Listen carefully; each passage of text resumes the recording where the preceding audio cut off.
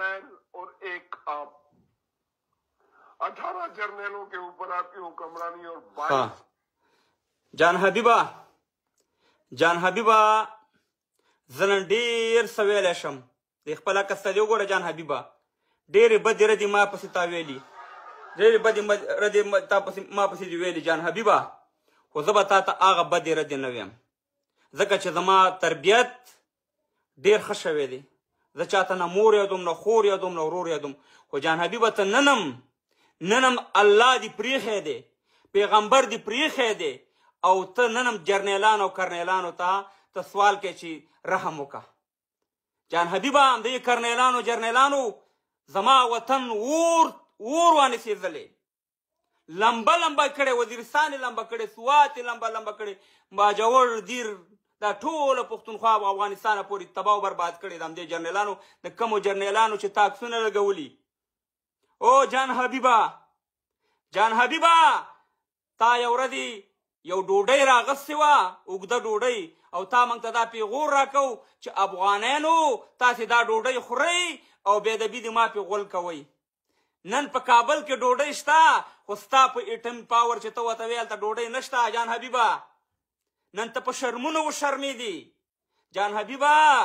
جان حبیبه ایټمي پاور موږ یو افغانستان چې موږ ډوډۍ لرو جان حبیبه ایټمي پاور موږ افغانستان یو چې موږ باندې 1 روپۍ د چا قرضه نشته دی جان حبیبه ایټمي پاور موږ افغانان یو چې په ازادۍ او په خپلواکۍ کې ژوند کوو جان حبیبه موږ ایټمي پاور افغانستان چې نه د امریکې نه پیسې سوال کوو نه د نړیوالو نه او نه دوکه کوو او نه فراډ کوو جان حبیبه موږ نمبر 1 یو اداره ده د افغانستان موږ ایټم بم پاور یو چې خلک هم الحمدلله 45 کاله کېږي بیا هم د ستانه په افغانستان کې خلک ماړه دي ډوډۍ هم ورته ښه رسېږي غوړي هم ورته ښه رسېږي او مهربانه غوښه هم ورته ښه رسېږي څه شو ستا ایټمي پاور څه شو ستا باجوا څه شو ستا کیني څه شو ستا رایل شریف څه شو ستا نور جرنیلان او کرنیلان چې تا به د دې په سر باندې موږ ته کنځلې کولې تا ته موږ ډېر ویلي چې جان حبیبه موږ پورې مه خانده موږ افغانان هر رنګه یو مګر هم بې غیرته نه یو نن تاوانې جان حبیبه صرف لږ ټیم دپاره دا موقع درته راغلې ده جان حبیبه موږ هم تباه و برباد کړو 45 کاله د پاکستان دغه جرنیلان او کرنیلان دا زموږ په سر باندې سودا کوي دا زموږ وطن لوټ کوي دا زموږ وینې خرڅوي موږ درته چغې کړې جړاګانې هم درته وکړې چې جان حبیبه مه کوئ دا کارونه